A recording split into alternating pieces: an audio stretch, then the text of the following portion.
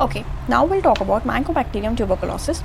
From its name you can see कि Mycobacterium tuberculosis will cause tuberculosis. ठीक है. Then few points about it.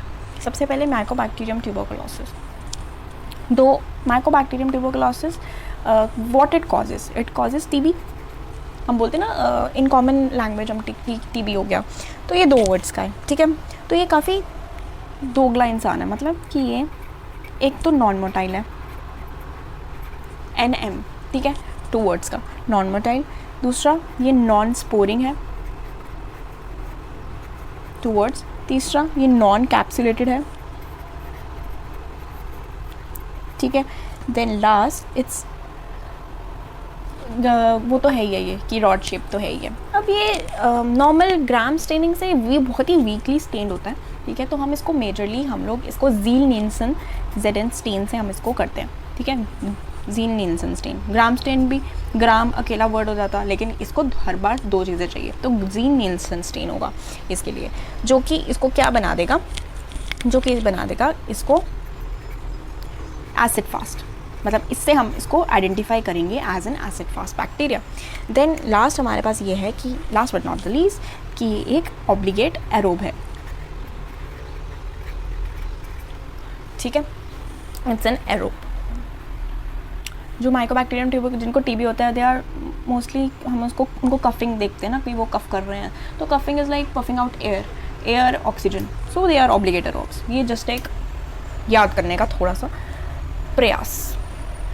Now if we talk about the cell wall of mycobacterium tuberculosis, सबसे पहले cell membrane आती है, ठीक है. Then this LAM that is lipoarabinomannan, ठीक है. Then it's peptidoglycan layer, arabinogalactan, mycolic acid and mycosides. This is the mycolic acid. इसकी वजह से हम बोलते हैं कि ये एक एसिड फास्ट है, ठीक है. माइकोलिक एसिड क्या करता है कि इसको इम्पर्मिएबल बना देता है, लो पर्मिएबल कर देता है सेल की वॉल को, उसकी वजह से इसमें एसिड फास्टनेस आती है. And because of this mycolic acid जो कि लेस पर्मिएबल कर देती है इसकी सेल वॉल को, इट ऑल्सो रेजिस्ट ये the entry of antibiotics. Antibiotics को आने नहीं देता. अगर एंटीबायोटिक्स नहीं आएंगे तो तभी एंटीबायोटिक्स का ज़्यादा असर नहीं होता माइकोबैक्टीरियम ट्यूबरकुलोसिस पे, ठीक है. तो it reduces the entry of most antibiotics on mycolic acid. And then this arabinogalactan and this LAM, this helps in the survival of this mycobacterium tuberculosis in phagocytes. मतलब इसका ये एक पैथोजेनेसिस में हम पढ़ेंगे कि फेगोसाइट के अंदर चले जाते हैं ये लोग माइकोबैक्टीरियम ट्यूबरकुलोसिस, और अंदर जाकर ये सर्वाइव कर जाते हैं. मतलब फेगोसाइट के अंदर ही अपना घर बसा लिया जहाँ पे उनको मारना था फेगोसाइट ने. So this is about the cell wall. Transmission इसका कैसे होता है, सबसे पहले मेन जो रीज़न है वो है इनहेल करना ड्रॉपलेट्स को. और वो इनहेल कैसे होगा, या तो वो जो जिसको हुआ है वो कफ़ कर रहा है, ठीक है. कफ़ करते तो आपके ऊपर ड्रॉपलेट्स गिरते हैं, या वो स्नीज़ कर रहा है, या वो ऑब्वियसली बात कर रहा है. इवन टॉकिंग के ऊपर जब कुछ भी स्प्यूटम आया कुछ आया तो उससे हमारी ट्रांसमिशन होती है, ठीक है.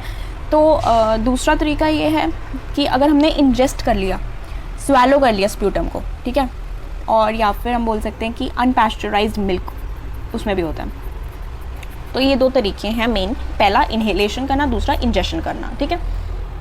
और ये जो हम बोल रहे हैं कफिंग स्नीजिंग से, एटलीस्ट वो जो स्प्यूटम होगी या ठीक है वो जो स्प्यूटम होगी उसके में 10⁴ बैसिलाई, मतलब 1 मिलीलीटर ऑफ स्प्यूटम में कम से कम इतने बैसिलाई होने चाहिए, तभी ट्रांसमिशन पॉसिबल है. उससे अगर इससे कम है तो ट्रांसमिशन नहीं होगी. नेक्स्ट अगर हम देखें पैथोजेनेसिस कैसे होती है, ठीक है, काफ़ी इंटरेस्टिंग है. जैसे कि ये हमारा माइकोबैक्टीरियम है, तो मैंने बताया कि सेल वॉल में क्या होता है कि माइकोबैक्टीरियम की सेल वॉल पे एक मॉलिक्यूल होता है लैम कर, ठीक है. लैम दैट इज़ वो क्या था, लाइपोअराबिनोमेनिन, ठीक है. तो ये जो लाइपोअराबिनोमेनिन है, मतलब नाम क्या, लैम याद रख लो. वो क्या करेगा, ये जो हमारा सपोज ये फेगोसाइट है या कोई भी कॉम्प्लीमेंट सिस्टम का बंदा है जैसे फेगोसाइट, उसने क्या करना है, ये इसके पास एक रिसेप्टर होता है दैट इज़ कॉम्प्लीमेंट रिसेप्टर्स, है ना. ऑब्वियसली ये फेगोसाइट के पास कॉम्प्लीमेंट रिसेप्टर्स होंगे, तो ये कॉम्प्लीमेंट रिसेप्टर्स जो हैं वो इस लैम को आइडेंटिफाई करेंगे और इसको अंदर ले लेंगे. मतलब ये खुद बोल रहा है लैम, ये जो हमारा बैक्टीरिया ये खुद बोल रहा है कि मुझे प्लीज़ अंदर ले चलो. मतलब पुलिस के घर के अंदर ही चले जाना है इसने, फेगोसाइट ने. एक बार फेगोसाइट के अंदर चला गया तो बाकी जो बाहर के लोग होंगे वो तो पहचान ही नहीं पाएंगे. कोई पुलिस के घर में क्यों चोर को ढूंढेगा बताओ, है ना. अब ये चला गया फेगोसाइट के अंदर. एक बार ये अंदर चला गया तो ये तो बन गया, वो क्या बन गया, फेगोसोम, अब अगली प्रोसेस क्या होती है, इसके जो फेगोसाइट है उसके अंदर एक होता है लाइजोसोम, है ना। तो अगली प्रोसेस होती है फेगोसोम और लाइजोसोम कंबाइन करके फेगोलाइजोसोम बनाएंगे और लाइजोसोम अपनी सिक्रीशन से उसको मार देगा, ये होता है। लेकिन ये इस प्रोसेस को होने नहीं देता, और ये जब इंटरनलाइज होता है ना तो C3b ऑप्सोनाइजर्स यूज़ होते हैं। मतलब जैसे ही ये बाइंड हुए तो C3b की प्रेजेंस, मतलब C3b रिलीज़ हुआ, उससे क्या हुआ कि ये दोनों इंटरनलाइज हो गए। थोड़ा रिकैप, चलो ये अब इन दोनों का जो मिलन है, इन दोनों की जो बाइंडिंग्स हैं वो नहीं होने देगा। कैसे नहीं होने देगा? कुछ मैकेनिज़म्स हैं, जैसे कि वो अपने अंदर कैल्शियम की लेवल को इंक्रीज़ नहीं होने देगा, ठीक है, और कैल्शियम लेवल इंक्रीज़ होने को इनहिबिट करेगा। दूसरा, वो प्रोटॉन पंप्स को क्या करेगा? ब्लॉक करेगा, क्योंकि अगर प्रोटॉन पंप से क्या होता है कि जो प्रोटॉन है वो अंदर आ जाएगा। अगर प्रोटॉन अंदर आ गया तो एसिडिक एनवायरनमेंट बैक्टीरिया को किल कर देगा, इसलिए प्रोटॉन पंप को वो ब्लॉक करेगा। दूसरा, सल्फाटेट्स का एक्शन होता है एंटी फ्यूजन, कि वो फ्यूज़ नहीं करते, यही तो चाहता है कि फेगोसोम लाइजोसोम से फ्यूज़ ना करे। चौथा है टैकोप्रोटीन जो होता है वो फेगोसोम के वॉल के ऊपर होता है। वो क्या करता है टैकोप्रोटीन? वो ये जो फेगोसोम का साइटोस्केलेटन है, मतलब जो उसकी टांगें हैं जिससे वो लाइजोसोम तक जाना था, उस टांगों को पैरालाइज कर देता है, कि मतलब मूव भी नहीं करने देता। तो दैट इज़ टैकोप्रोटीन, ठीक है। ये कुछ मैकेनिज्म है जिससे वो इनकी फ्यूजन को रोकते हैं। देन दे ग्रो इनसाइड, ठीक है, अंदर फिर वो रेप्लिकेट करते हैं। अब अगर होस्ट इम्यून रिस्पॉन्स होना हो तो फिर क्या होता है कि ये जो हमारे जो भी ये मैक्रोफेजेस हैं हमारे, ये क्या करेंगे? ये T हेल्पर सेल्स को जाके एक्टिवेट करेंगे। एक तो TH1 हेल्पर सेल्स और एक TH2 हेल्पर सेल्स को एक्टिवेट करेंगे, ठीक है। अब ये क्या करेंगे? दो रिस्पॉन्सेज होंगे, एक होगा मैक्रोफेज एक्टिवेटिंग रिस्पॉन्स। इसमें क्या होगा कि एक हार्ड ट्यूबरकल बनेगा। सबसे पहले हार्ड ट्यूबरकल, देखो ट्यूबरकुलोसिस है ना, नाम देखो कैसे पड़ा है, तो हार्ड ट्यूबरकल बनेगा।